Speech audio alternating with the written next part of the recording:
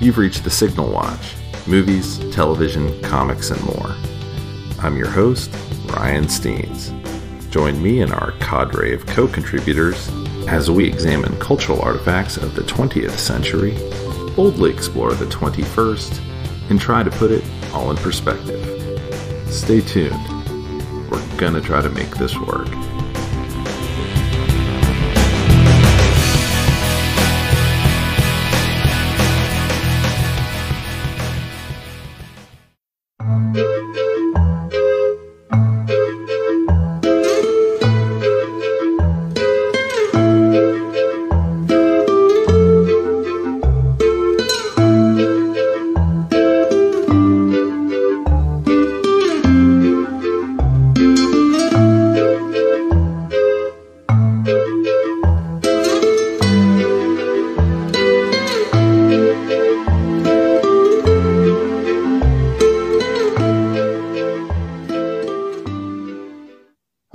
And welcome back to the Signal Watch. As always, I'm your host, Ryan Steens, and with me today is Simon Day again. Hello. And we are going to watch, or we watched, I guess I should say. We did watch. Yes. Withnail. I thought we watched it. Maybe we were drunk. We were too drunk. We watched Withnail and I from 1987, directed by Bruce Robinson, and starring Richard E. Grant as Withnail, Paul McGann as I, or Marwood, who I found out years later is the character's name. I think you can briefly see it on a telegram. Richard Griffiths as Uncle Monty, Ralph Brown as Danny, and Michael Elphick as Jake the Poacher. So we're doing this as part of the Canon series. This is a Simon selection. This is my first time seeing it, so it was impossible for it to be part of my Canon before. And this one actually really helps bring home what I'd actually initially planned to do with the podcast 140 something episodes ago, which was have people talk about movies that were very personal to them. And I feel like this will be that to you and on some level. Because that I really don't know much about the movie. My experience with this movie is being in college and watching How to Get Ahead in Advertising. My friend Kevin watching it with me going, "Oh, don't you love Richard E. Grant?" And I was like, "I've only ever seen him in LA Story before this." He's like, no, he's in Withnail and I. And me going, "Duh, I don't know what you're talking about." Completely forgot about that, except for kind of vaguely remembering the name. And then my friend Jim, I believe, is the one who really, really loves this movie, who lives in North Carolina. And he's always like, "You need to watch that. You need to watch that." But I only talk to Jim like every few months or something. And so he only brings it up maybe once every 2 years or something. So I'd never remember to watch it. So finally I did. And thank you for bringing it in front of me. So.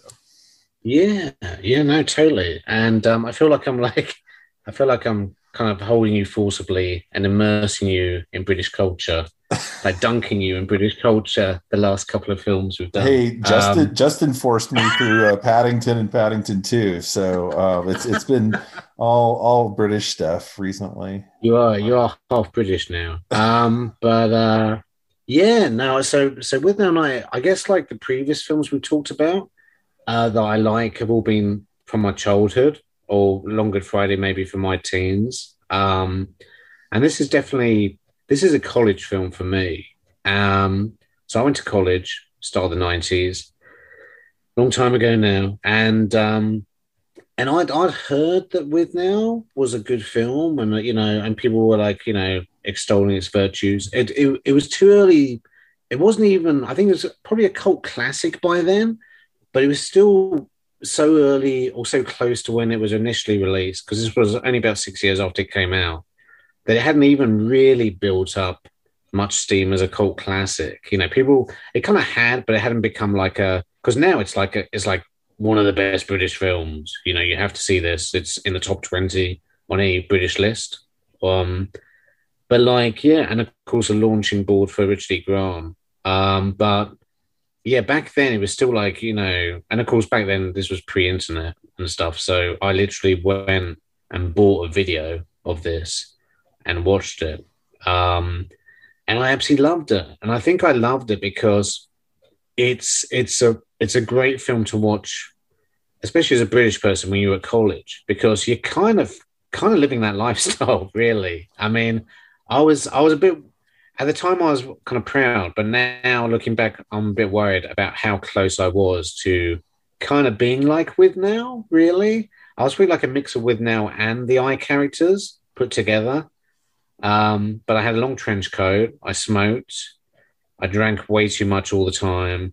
I was very opinionated, had my hair slicked back. Especially if I was with my best buddy from college, would march into bars and demand things, and and have huge conversations about what we were going to do, and he was an asshole and whatever. And yeah, and then kind of watching that projected back at you was I guess kind of great, but also like a bit worrying. So I watched this a huge amount of times at college, and luckily the girlfriend I was with at the time also thought it was great. So she put up with me kind of almost putting this on every night for a while. And I remember even like there was like a promotion at a wine shop called Odd Bins. We had Odd Bins and Threshers, two competing wine shops or booze shops. And finest wines available to humanity. And I remember going in and saying, "Can I have that poster when you finish with it?" And them saying, "Well, actually, somebody's already asked for it." But I went back, I guess, a couple of weeks later, and that person hadn't turned up. So they gave me this big poster. So I had a big poster with now in my student's house that I was sharing with my girlfriend. Yeah, and I think it just really encapsulates, the college experience and male friendships.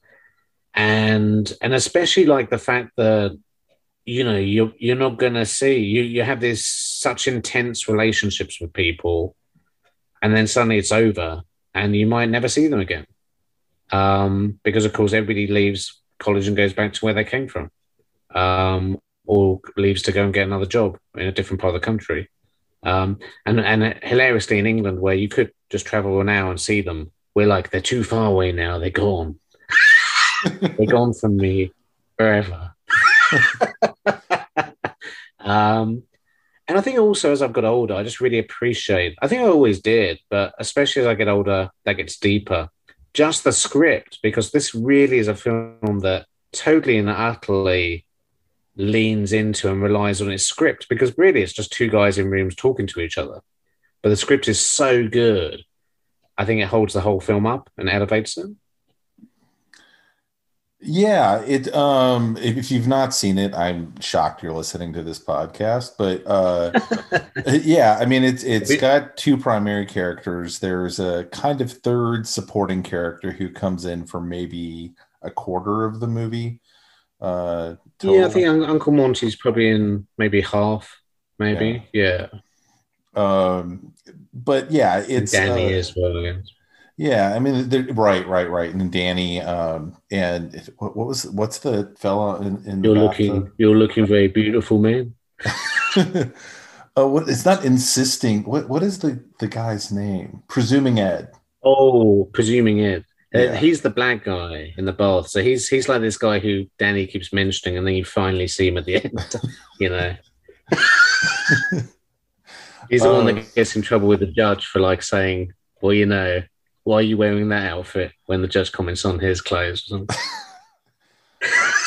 But yeah, so I didn't see this in college. I saw it as a guy who's 45, about to turn 46. And I can totally believe, had I seen this in my 20s, the impact would have been significantly different. I enjoyed it as a guy who was 45. As a guy who would have been in his 20s, who was prone to, not always the best behavior. Yeah, I mean, I can totally see me at least having a couple of bad weekends thanks to this movie. Absolutely. Oh, yeah. Yeah. Well, since I saw it, it's grown into, because what happened was, I guess we had the 10th anniversary around the mid-90s, and I think that's when it really took off. So a couple of years after I saw it, that's when everybody else annoyingly jumped on the bandwagon, and you're left to kind of like go, no, no, I liked it before everybody liked it. It was mine. I saw it first. And then of course, like bands, like a lot of bands, you listen to the first couple of albums, and then of course they have a huge album, and everybody gets onto the bandwagon, and you're like, well, I was there from the start. But yeah, it kind of became, an established thing. And at the same time in English culture in the mid-90s, I remember there was a bit of a blowback against the politically correct 80s. So we had I remember a lot of the magazines had topless women in. There was the lad and ladette culture of going out and drinking a lot. And, when I was at college, it suddenly became very the best exemplifiers is Oasis, the band. Suddenly it was kind of okay to fight and drink too much and basically be annoying, really, as a kind of pushback against, I guess, almost like behaving yourself too much in the 80s and watching what you said. And I think, Withnail was re-embraced because of that. It was kind of held up as a hey, look at this. This is a good example of what we want to be doing, or what culture's interested in for a couple of years, Which is an interesting take, given what the kind of final statement of the movie seems to be. Well, yeah, because years ago, I never got around to writing it, but at one time I was going to try to do my dissertation on this film, which, of course, you could never get enough material. Even the biggest Withnail fan could never get enough material to get a dissertation out of this. But I was going to go into, the British Empire kind of falling apart. And there's a great line in the film about, well, they're selling hippie wigs in Woolworths. Everything we believed in, has kind of failed and become mainstream. And I think Uncle Monty says, shoveled up by Labour, shat on by the Tories, the two political parties. And, and Danny says, the 60s are over, man, and we failed to paint it black. We failed, And of course, you have all this imagery like houses being knocked down, the old tenements being replaced by the new high rises, which of course are going to be, crap and horrible, but we don't realize that at the time. It was cheap housing at the time. So there's a lot of stuff going on, a lot of stuff about deterioration and disintegration, really. Yeah, and that's a lot of this stuff. It's a British comedy. But as an American watching it, I have some of the historical context, but was also very aware watching it. I was missing jokes about, I was having to kind of guess why the things were funny. They would, you probably when they got were stuff meeting, like that. The thing about John Gielgud, where at the start, Withnail's why doesn't he bloody retire? And of course, we know John Gielgud's going to go on for another 30 years, but he was already old in 1970. Yeah, but there's even they're as they hit the small town they go to. I think it's called Plinth or something like that. Or Penrith, yeah. Yeah. They keep telling everyone, "We're not from London. We're not from London." And I was like, "Oh, that must be in the countryside, a terrible thing to be from London," which I had to, just kind of. And so that was the kind of stuff that I was having to kind of connect the dots on. Was kind of following a lot of the okay, this is pre Thatcher England, and definitely the points about the glory days of World War II era Britain and the kind of spirit that followed that through the 50s, and got kind of weirded out by swinging London of, I guess, the 60s, and whatever was going on in the culture there. All of that stuff that you can kind of get echoes of over here, but it's not as, Americans don't know their own history. So God forbid we know what was going on in England a few decades ago. Well, you've also got the class thing, because Withnail and Monty obviously kind of upper class. Marwood's probably middle class, the eye character, but he's obviously hanging around with Withnail. But then working class, you got characters like Jake the Poacher, who, I think he kind of sees Withnail as just like a bit of an idiot. He doesn't actually hate him. He just thinks he's a bit of an idiot. But he doesn't mind kind of scaring him a little bit. But of course, Withnail, obsesses on this and turns it into something much bigger than it actually is. So yeah, and then you get the old major who runs the pub, who, like they say, he's got military pretensions, but he's just a total charlatan. He was probably never even in the war, but he's like putting on this sergeant major type image for the public. Yeah. Yeah. I mean, it's like some of that I got. It didn't. I don't know if it had the same impact for me as it would. Someone who's from England, but here it's a movie that's seen. It's not as much of a cult movie over here. I think it's kind of an Anglophile cult movie. Because I don't know that many people who have really tried to like push it on me over the years. It's not been. It definitely gets brought up, and I see it name dropped, from time to time. The relationship, the closest I would compare it to in anything in America, maybe would be Fear and Loathing in Las Vegas, instead of. Because it was interesting reading the Wikipedia article. They were like, well, this is the source of like the lost weekend between two friends and who are like kind of out of control. And I was like, is it? Because Fear and Loathing precedes this by several years. But I think this one really distills it. And I do think it's been kind of echoed through culture of kind of some friends. I mean, even Ab Fab, right? Yeah, yeah.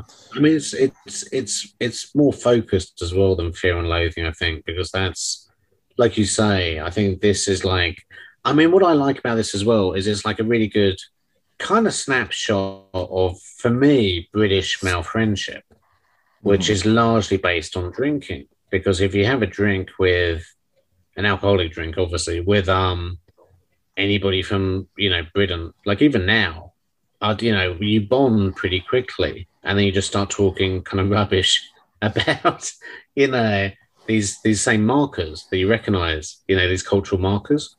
And of course, that's pretty much what you've got with Now and I. It starts off with him like going like, seeing the cafe going like, oh, I'm surrounded by rape and, all these au pairs changing sex and stuff. And I have to go back and talk about Withnail's problems. And of course, the problem is he's run out of booze, which, isn't really a problem. But and they have to do the washing up,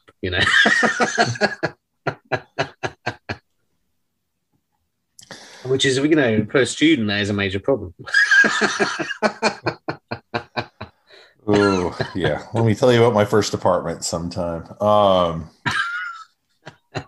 Things got grim, but it's just a great snapshot of, I think, a heterosexual male friendship. Yeah.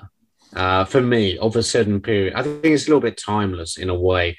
I bet if you went to an English university now as a fly on the wall and had two friends on a night out, it wouldn't be that dissimilar to this. Obviously, the fashions would be different and they'd have phones and stuff, but I'm sure it would be, recognizable. On that, at the very end, I guarantee you that if you were to show this in American film school, someone would insist that you have to read it as Withnail's closeted longing for and I. Totally. And that was going to be part of my dissertation about who's actually homosexual and who actually, I guess, fancies or loves who. And I think Withnail is basically kind of like projecting onto the I character. He kind of, he won't commit to actually being honest in anything, right. In any regard of his, personality. But I think on some level, he may well be homosexual and actually love the I character. Yeah. Yeah. And it's interesting that it has like, with the Uncle Monty character, what could be read as kind of this gay panic. Yeah. But I feel like it's more nuanced than that. I feel like that would be the like blunt, like first year film student read of that. Well, I'm sure if you showed a 20-year-old who didn't think about it, they'll go, Predator. But it's like, but he's so cuddly and such the victim himself because he's been set up by Withnail to get the cottage on this promise that, that the eye character is, as he says, a toilet trader. You're a toilet trader. Give into it, boy, and all this kind of stuff. That, he's not. I mean, there's that brief moment when he is quite threatening, but of course, it's still cuddly old Uncle Monty, who really isn't going to prey on people. He's gonna go, oh, I made a mistake. I'm so sorry. So yeah, and I think the actor really sells that. The actor Richard Griffiths, who went on to be, the nasty, I guess, like step uncle in Harry Potter. But yeah, I mean, everybody loves these characters, and if you talk to a British person, just mention, Uncle Monty, they'll start. I mean, this film is so quotable. I think almost every line is quotable as well, which really helps it. Yeah. Yeah, and I feel like the Uncle Monty character is, and I don't know if this would be lost now on a younger audience, but one, this took place in 1969, which means if he's say 50 in this, he's been around for a while, so his whole youth and all of that would have had to have been very deeply closeted. Even if he was clearly flamed out on the stage, he didn't make it there, and so he's been kind of living this life, and he talks, I think he mentions even the name of the guy he was in love with. Oh yeah. In that he never had the courage. His tandem. Used to rock it off of my tandem. Sleep in barns at night. But what was he say? But he'd be old now, living with his mother by the sea or something. But I mean, I think the characters have some nuance to them that is it gets a little more than it took several seasons of Patsy and Adina to get any kind of nuance out of the characters, who are kind of up to the same sort you of. Can recognize. What's that? You can recognize these characters as well, I think. Mm-hmm. I mean, that's why they work. We've all met a Danny. We've all met an Uncle Monty. We've all met a Withnail. Or Withnail can be the worst aspects of our own personality. Oh yeah, and I've met a presuming Ed here and there too. It's always a wild ride, but it's I think you're right. I mean, they're the guy who is absolutely out of control, and it doesn't really seem to either affect him, partially because they've got people propping them up. I've definitely seen that. I don't know if I have seen it much in the last 10, 15 years, because you kind of age out from knowing those people anymore. But the guy who actually ends up making good, right? I mean, I gets the role at the end. That he's actually doing the work. He's actually going for the parts and doing all the things. He's not sitting waiting for something great to happen. And it's interesting because at the time I saw this, my girlfriend got me Richard D. Grant's autobiography called Withnails, like 2 words, because he's quite sarcastic, Richard D. Grant is, and he was talking about all the films he'd done up to that point, up to 1995. And not only was he saying that, and there's a lot of funny background about this, obviously. The fact that, he turned up for the interview and Bruce Robinson said, well, we're going to have to lose half of you. Because supposedly he was a bit podgy, although he denies this. And the fact that Bruce Robinson said, well, you've obviously been drunk. And Richard D. Grant was like, no, I'm a teetotaler. I'm allergic to alcohol. So Bruce Robinson said, well, we have to get you drunk at least once so you have a chemical memory. So they got him really drunk. Bruce Robinson and Paul McGann got Richard D. Grant really drunk. And supposedly it was horrible and he was throwing up. And, but he said, in a way, it was good because I remembered all of that. the laughing hysterically and the falling over and the, obviously being inebriated. But this was actually based on Bruce Robinson's own experiences. He was the eye character, and supposedly he had this friend Vivian who was just like Withnail. And they would go to political clubs who were having open nights just to drink all the wine and eat as much buffet as possible before they got kind of thrown out. And, so you can totally see that, really. And, of course, Bruce Robinson did go on to become successful, whereas his friend, I think, died in the 80s. I think he said his friend got lung cancer or throat cancer, and he did live long enough to see Withnail and said that he liked it, and he said, that's me, isn't it? And Bruce Robinson was like, yeah, this can I have tribute to you. And he kind of died the year after. Yeah, so...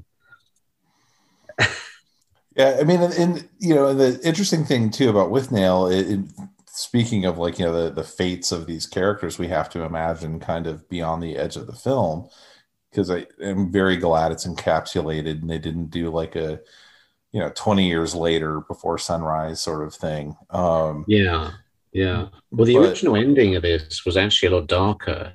It was going to be Richard E. Grant was going to put Monty's wine in a shotgun and put it in his mouth and fire it. So he was actually going to commit suicide at the end, which I'm glad they didn't do, because I think it's already depressing enough him like doing Hamlet in the rain to a bunch of mangy wolves is kind of sad enough, really. Yeah, I think it's actually a great ending because you actually see he can deliver. Yeah. He's just not giving himself the chances. And and he's kind of like in a way, the eye character is good for him, but it's also, like you say, I think gives him an excuse not to grow, Yeah.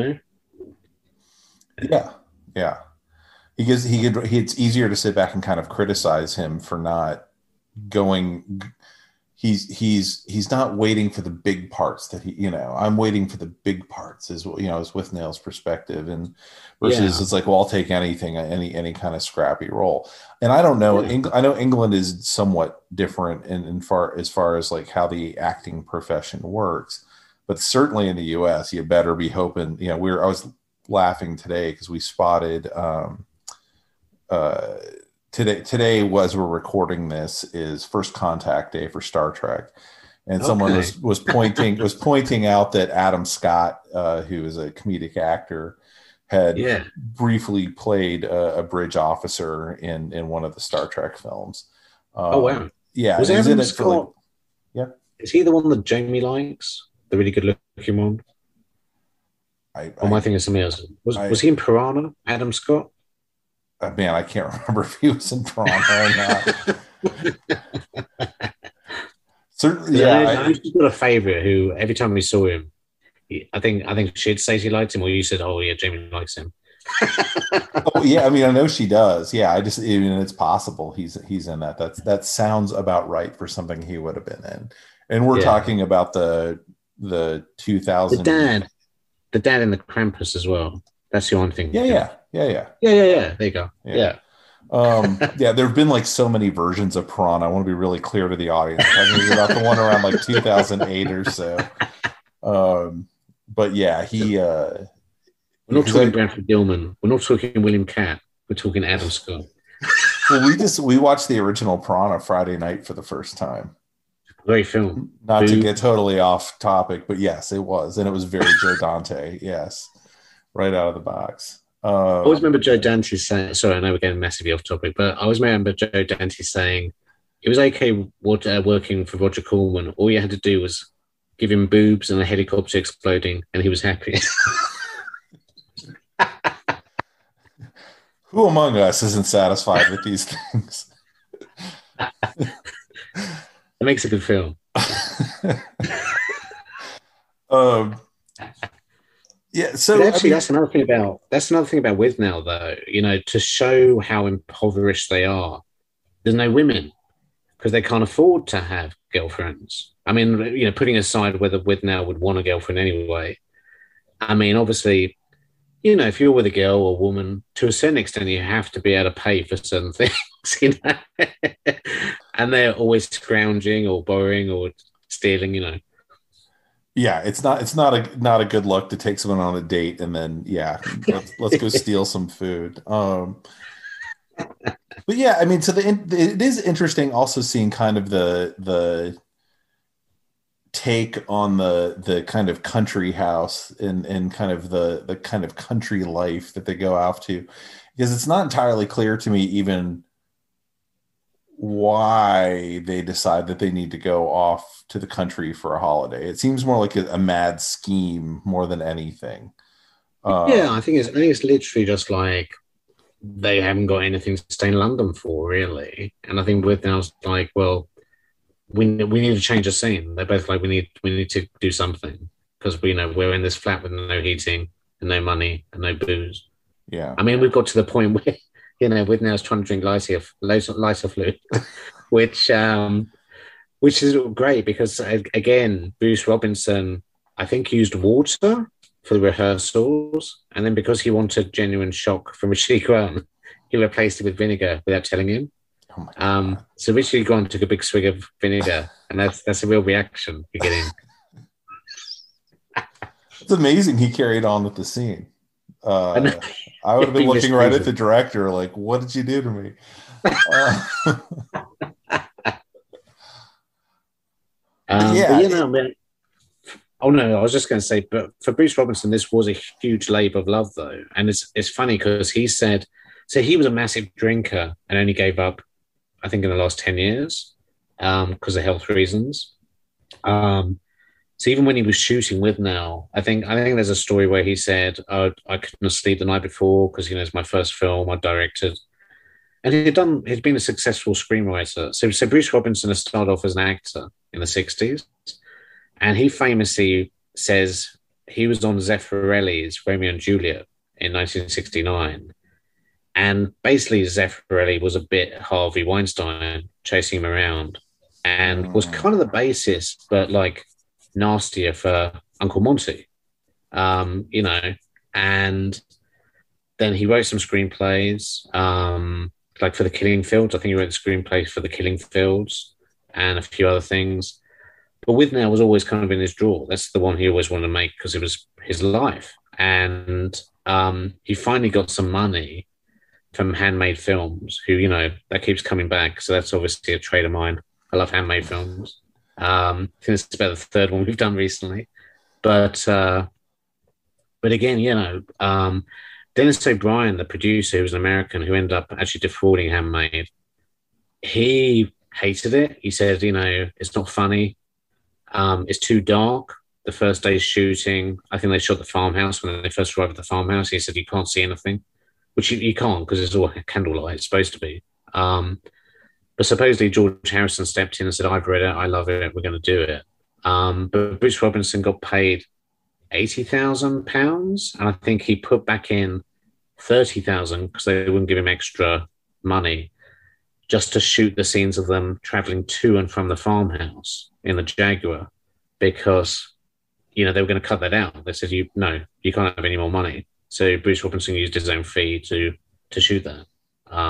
So he obviously loved this, and he had to put it on the screen whether it was going to be a success or not, really. And those scenes are important. I think both of those are, especially the one leaving the farmhouse where Withnail's drunk. Right. I'm making time. Right. Because we finally get the payoff for this, the Hitchcocking MacGuffin of I've devised this thing that means you can drink drive with immunity. At the start of the film, Yeah, it's I can see if the first day getting it back and an American producer, it would have been very confusing what was going on there. I absolutely can. I think there's also an early kind of like, well, I shouldn't say early, it's been going on since the 20s, but it was the usual producer involving himself in the creative side without really knowing anything. So throwing his weight around, Oh yeah, yeah. And such a yeah, I mean, this is clearly a not a high dollar movie that they produced. And yeah, I mean, I think that there's like we were saying, I mean, you can count the characters on two hands that are Yeah, in the whole yeah. thing, And it's including only four major characters, really. mhm, yeah. Um, There's a few extras like when they go into the little town and go into the cake shop and whatnot, but yeah, I don't know if any of those characters even have names. So it'd be interesting because I think you could very easily turn this into a stage play. Um, Totally, totally. I'm surprised nobody. I was thinking that the other day. It'll be like we said ages ago, years ago now about The Fly. When we watched right. The Fly, I think it's very similar, and I'd written that down and forgotten about it because yeah, it is pretty much just two people in a room. The room just changes, but you could easily kind of have a bit of rain effects and lights and going well we've arrived at the farmhouse and just kind of keep switching. Yeah. I mean, and give it time. Who knows? Somebody may easily decide to do this. As long as they don't turn it to a musical, we're all I good. was about to say with now neither musical. I'm so drunk. I'm so very drunk. We're dancing around. um, Speaking of being on stage though, so the people who nearly became with now, which is always interesting, is Daniel Day-Lewis nearly got it. oh my God. Which I can kind of see that Well, actually. I believe he can do anything. It's just, yeah. Yeah. Bill Nye again can kind of see Okay. that. Yeah, I totally can see that. Somebody who really wanted it but didn't get it because Bruce Robinson said he looked like a potato was actually Kenneth Branagh. That's awful. I think I Branagh could think have I done think it. I think he would have been good, but sure. Okay. I mean I think Bruce Robinson obviously I've never seen a picture of his friend Vivian. I should look it up, but he's obviously got the very Byron image of Withnail looks like he should be a star. That's the whole point. He just hasn't put the work in, hasn't had the breaks, and is a terrible personality, conniving, sneaky person. Whereas, Marwood is a normal, average Joe who's put the work in, like you say. And that's the difference, really. Yeah. It was interesting too at the end where because they'd made a comment, you'll have to cut your hair if you take the role. And he kind of shrugs it off. But that's also the sign of him, part of the sign of him moving on there then at the end is he's got, they both have looked a little bit like ragamuffins through the whole thing. And Yeah. suddenly he's well kempt and he's got on his traveling clothes and he's headed off. Uh, Especially coming so close after Danny saying, they're selling hippie wigs in Woolworths. Like, now anybody can look like a hippie. It's almost like it become a joke. And and yeah, just I think it shows, like you say, with now just can't isn't changing. He's left in this, flat that not only is he about to get evicted from, but it's falling apart anyway. It's full of rats. yeah. Whereas Paul McGann's, he's leaving, he's going somewhere new, he's got a job. And actually, ironically, in his kind of diaries, in his autobiography, which I totally recommend, I really am crossing everything for second edition because the first one's brilliant, but like I say, and it goes up to 1995. Richard A. Grant says, real life reflected that because he didn't have another job, whereas Paul McGann had just got this big BBC drama. And actually, that's the haircut Paul McGann has in the drama. So he's literally got the haircut he needs for the next job at the end of With Now. And he's leaving Richard E. Grant, who hasn't got any more work. Interesting. But it's, Um, but it's funny because he says, Richard E. Grant says this was such a calling card when he went to Hollywood because everyone he bumped into and every job he got, he worked with Francis Ford Coppola in Dracula. He worked with Scorsese. He worked with Robert Altman a couple of times, I think, in was it Shortcuts and The Player. Bruce Willis, Hudson Hawk, got in the villain role. But he said everybody started off with "We loved you" and "With Now," and it was such a huge calling card, even though it totally flopped, everywhere. Yeah, I mean, so that happens with these indie movies. It seems like quite a bit. Something really makes the rounds in Hollywood, and everyone in Hollywood loves it, but it's really hard to get that traction. I mean, it's just not going to play, a Cineplex in Middle America. Spring, Texas, or wherever. Yeah. Now he was in. I'm trying to find the name of it because I can never remember the name of it. Good golly. He's been in some. Can you ever forgive me? If you've not seen Can You Ever Forgive Me? That's the one with Melissa McCarthy. Yeah. It's a great movie. And I'm going to write that down because I keep meaning to watch that, and I haven't watched that yet. They're both fantastic, and so it's he doesn't steal the show because she's so good. She plays totally against type. He plays probably someone he's very happy to play because it's one of the first things. I believe he is actually gay, and he plays kind of an aging gay, kind of bon vivant, sort of character. Richard Grimes is gay, by the way. He's not. No, he's happily married.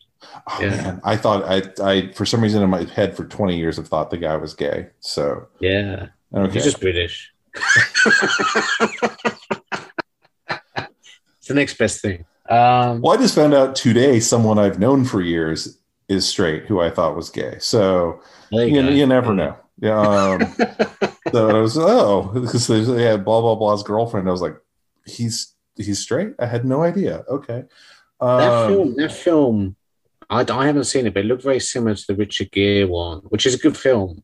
I think Richard Gere did The Hoax a few years ago about the guy who got loads of money because he said he had Howard Hughes' diaries, or he'd been talking to Howard Hughes and writing everything down. And of course, he was just making it up.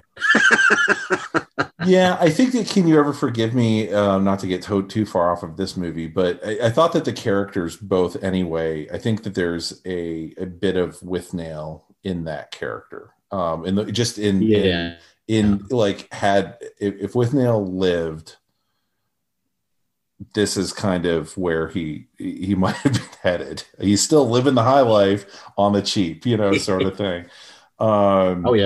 So it's worth checking out. What the mechanics of the scam and Can You Ever Forgive Me is interesting. It's different, but it's really a character.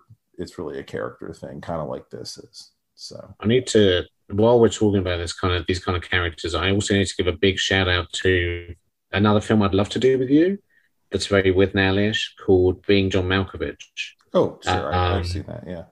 Actually, what am I talking about? Actually, no, that's totally wrong. It's actually. I was going to say that's not like Withnail and I at all, but I'm not going to argue with you on the podcast. It is. No, it's actually it's Color Me Kubrick, which funnily enough, the real story happened while I was at college. So at the same time I'm watching Withnail and I, in the paper every day, there's this guy who's going around impersonating Stanley Kubrick and running up huge hotel bills. And then, like 20 years later, they made a film of it with John Malkovich. That's why I said John Malkovich. Oh, okay. And it's hilarious because he's this little British chancer who's got a terrible accent in the film, and he keeps trying to be American in the film, which is even more hilarious because he's like, "Hi, I'm Stanley Kubrick. I've just been talking to Tommy Cruise," and all this kind of stuff. But he's going around asking people if he can borrow like $5. And they're giving him all their stuff because they think it's Stanley Kubrick. So we should watch that one time as well because that's hilarious. That sounds hysterical. Yeah, I'd definitely be up for that. Anyway, do you want to? So another thing that happened around when I saw this was the initiation of the Withnail drinking game, which is basically when you watch this film, you have to take a drink every time Withnail does. You would die. And during you've got to be 20 years old and very stupid to do this. Basically, during the film, he drinks 9.5 glasses of red wine, half a pint of cider, lighter fluid, but you can swap that for rum. 2.5 measures of gin, 6 glasses of sherry, 13 drams of Scotch whiskey, and half a pint of ale. So try getting to the end of the film and doing that. You would die. You would die. I can't. I bet loads of students have tried. I bet. I don't know how you get halfway through. I don't know how you get to that point and start on the scotch. Yeah.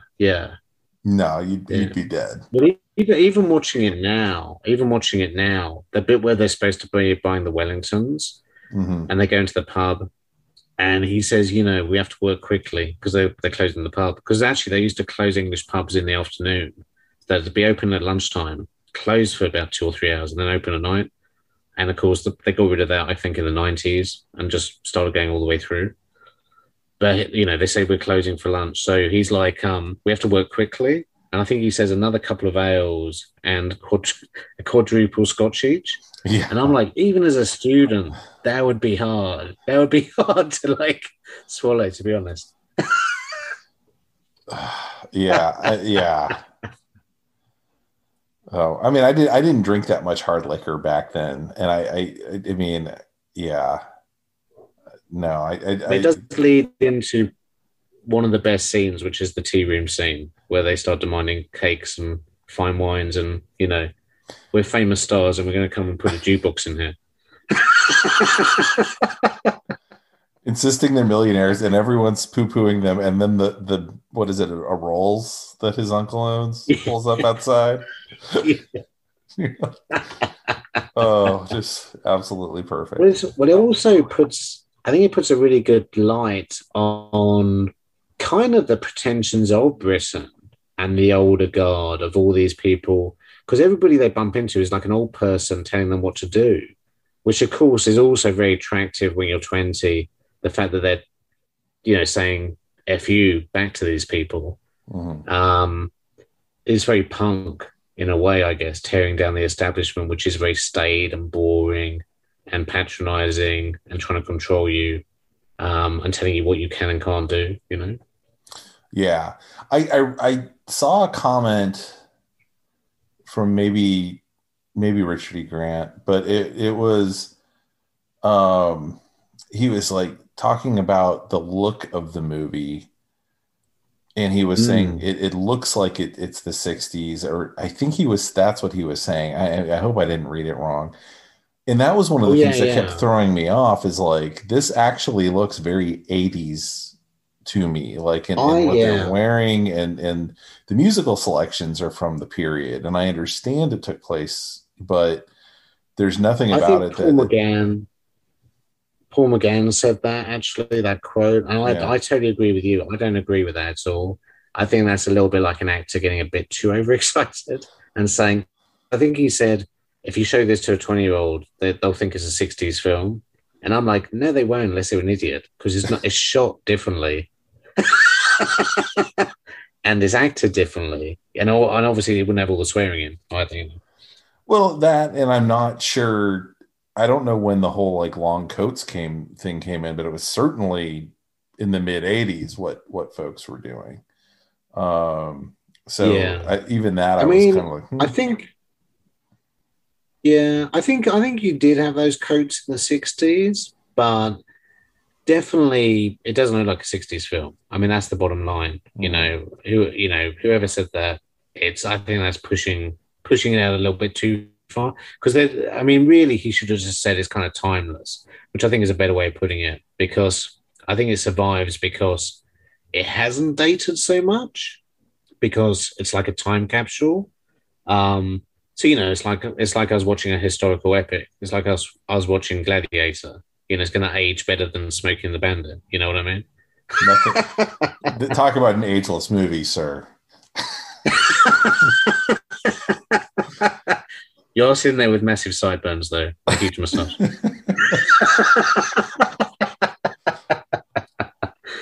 But yeah, no, I just, I just love it. This film. It's a very weird experience for me now, though, because of course I watched it quite drunk so many times originally, And ironically, it took me to about 5 years ago in Austin to see on a big screen. Um, I think because sadly, when it was on a big screen in England, I guess for the 10th anniversary in 1997, I was splitting up with that same girlfriend. So she wouldn't come and watch it with me because it'd be too depressing. Um, so even more depressing, I should say. um, so I missed it, and I'm sure it's been on since I've been over here. I think they actually did have it on again. Like I saw 10 years ago for the whatever anniversary, they had it on big screens in England because they had like a summer British films over there, which I was like, oh man, I would love that. But I actually saw it here at the Alamo because they did one of those similar to when we saw Miller's Crossing with all the whiskey. Mhm. They did a kind of drinkers night, which is kind of funny because they also did one for Arthur with Dudley Moore, and I'm like, you're kind of pushing these films that aren't representing drinking very positively and going, try our whiskey flights here. You too could be, like that, really badly fucked up. But yeah, I finally saw it about 5 years ago, and I actually didn't drink. I think that's the first time I'd seen it sober, and it's a different experience. It is a different experience. It's kind of like looking at old photos of yourself and kind of like enjoying it, but being glad you're not like that anymore to an extent. For Yeah. me, Yeah. yeah, Yeah. And I think that's kind of the, seeing it for the first time at this age, recognizing even, okay, if I'd seen this when I was like 20, the impact this would have had on me, versus now yeah, having to almost project back to that to get some of that. And I mean, I definitely could enjoy it as a sober 45-year-old dude, but it oh it yeah, it it would have been a very different experience, as a lot of things are. As your yeah. anything you see, you feel that actually reflects your perspective. I'd say in a very weird way. I remember walking out of Reality Bites in Mm. 93, 94, whenever that came out. I had the soundtrack on a tape. As so did we all, Sarah. But going, oh my God, they made a movie about people our age. Like that wasn't Yeah, a boilerplate, like the Wiz or the Wizard or whatever. It was like actually yeah, people around my age going through things that looked relatively familiar, or at least I could anticipate coming in the next few years. Um, yeah. Now I go back and watch Reality Bites, and I just kind of grit Yeah, my they're teeth all through the whole thing. annoying. Yeah, yeah. It's like, oh God, like someone actually These wrote this characters are. down, and then someone else filmed people saying those things. That's a very, I mean, it's not quite the same because Withnail and I holds up. I'm not sure Reality Bites does, although people are very nostalgic for it. So Well, interestingly, when I was at college and when I saw Withnail, the two big ones that everybody had posters of were Pulp Fiction of and course, yeah. Trainspotting. And Trainspotting, had also that, that patriotism of, we've made a good film and it's popular and and it's hip, and if you're 20, it makes you feel like, where you're kind of king of the world again, right? Great soundtrack and everything. But yeah, those two, everybody had literally everybody had either one or the other poster or both. And I didn't. I had my Withnail poster, which made me feel very smug. And and there were other films that came out during that, my years at college, those 3 years, like Shawshank Redemption, which again I was very smug about for about 3 years until suddenly everybody liked it. um, and Priscilla, Queen of the Desert, and a bunch of others, Seven, Usual Suspects. But yeah, but with now felt like it kind of talked to you, and I think it was one of those rare films that you're just like, this is I'm on the phone to somebody here, they're talking to me, which of course you're going to love, and then of course you realize that loads of people feel the same way.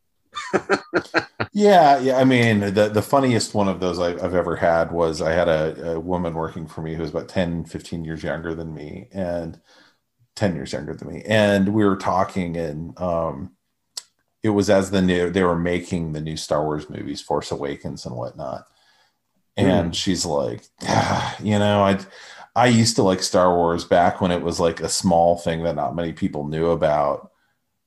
And I'm just like, blinked. I was like, what are you talking about? She's like, well, not everyone used to be into Star Wars. I was like, oh, yes, my friend.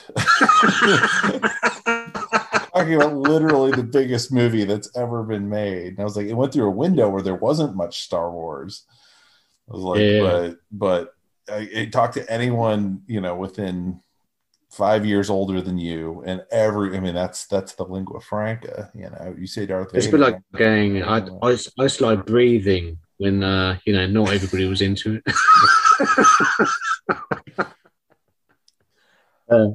Maybe when it was Star Wars was being made, if she'd just seen a rough cut with old black and white dogfights in, she could have gone, well, those were the days.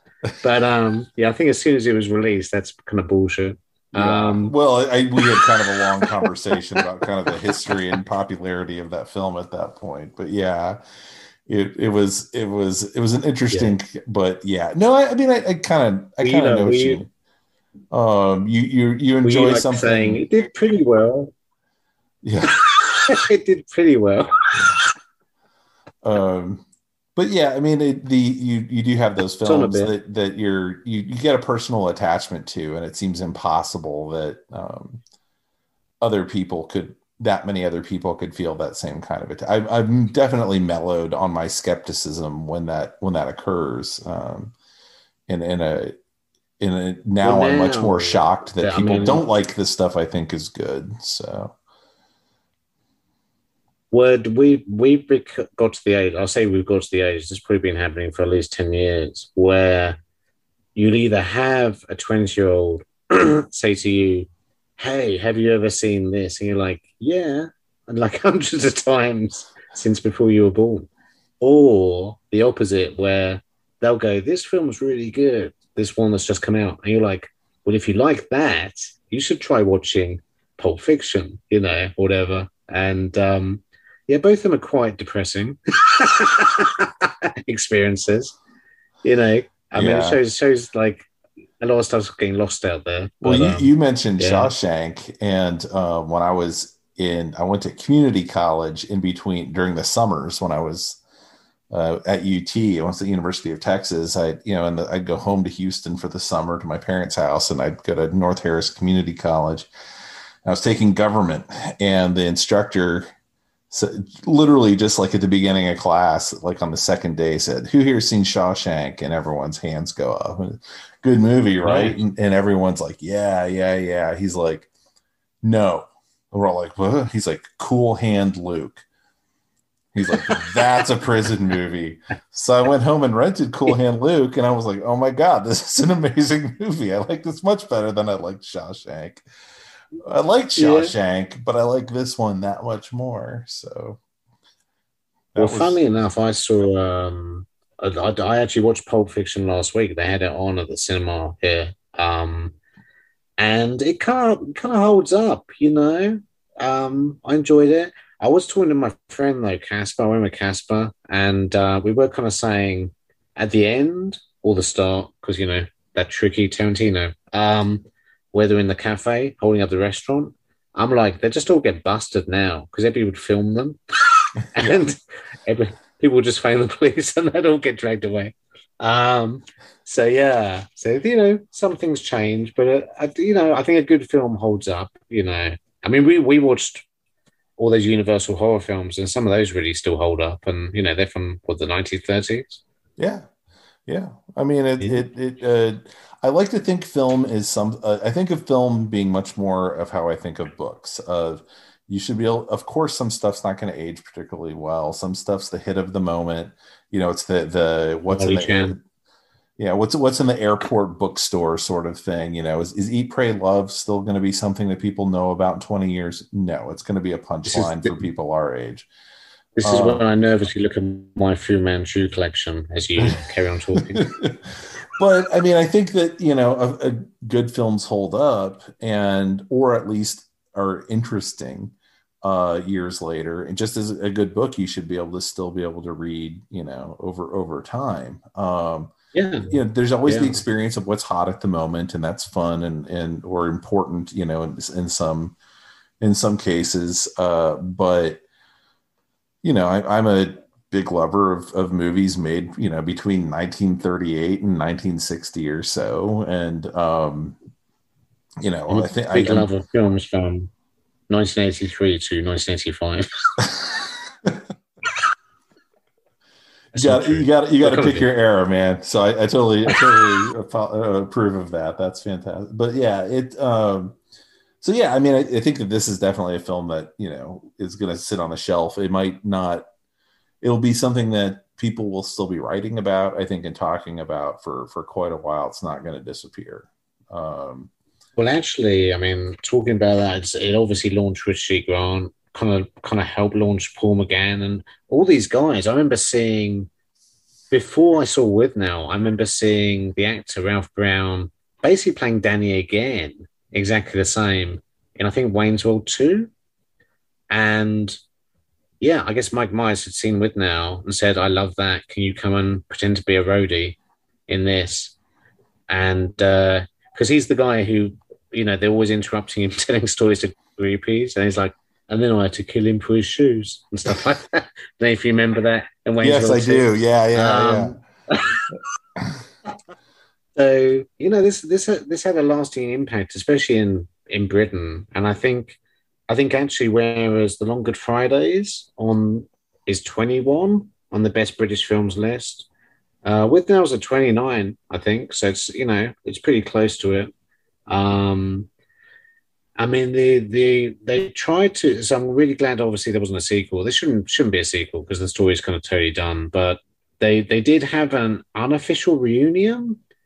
Interestingly, David Fincher in Alien 3 managed to get Paul McGann as one of the prisoners, the one who thinks the alien's like a dragon and lets it out of the lead works. And then Ralph Brown was 88, I think, the prison guard who they all used to laugh at because his IQ was so low. And they were trying to get Richard E. Grant as the doctor, but he either didn't want to do it or he was booked up. So they ended up getting Charles Dance, who apparently played it in a Withnail way, which I don't think he really does. Because he'd just be drunk and falling over and shouting a lot. And he doesn't do that. But yeah, that was David Fincher trying to get an unofficial reunion, which again shows that, even back then, David Fincher was a fan, Yeah. So, it did some things right, definitely. For me, it'll always be a kind of snapshot of college, So yeah, I'm kind of glad you enjoyed it, and I would totally recommend if you haven't seen it, check it out.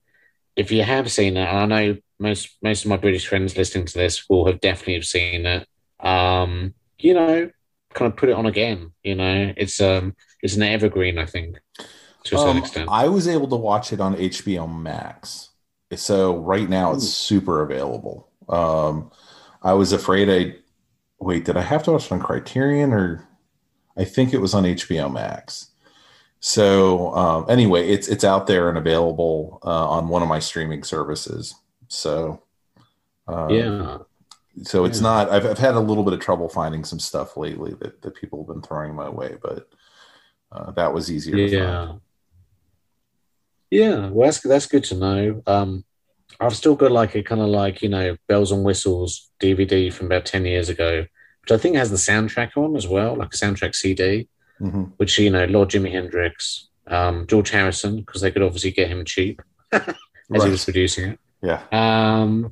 And that great version of Wider Shade of Pale by King Curtis that starts the film, which again, I think is a very, really interesting choice because Bruce Robinson loves that piece.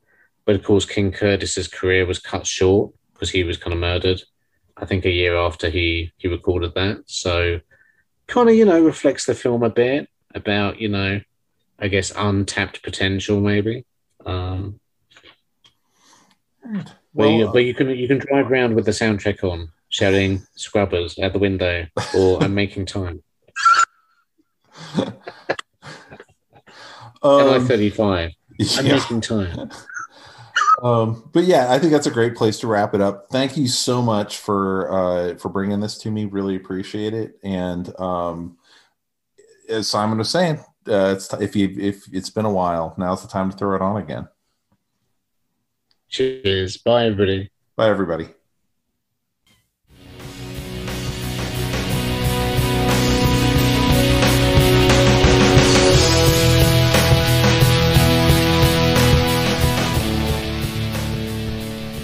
That about wraps it up for this edition of The Signal Watch, a production of the League of Melbotus.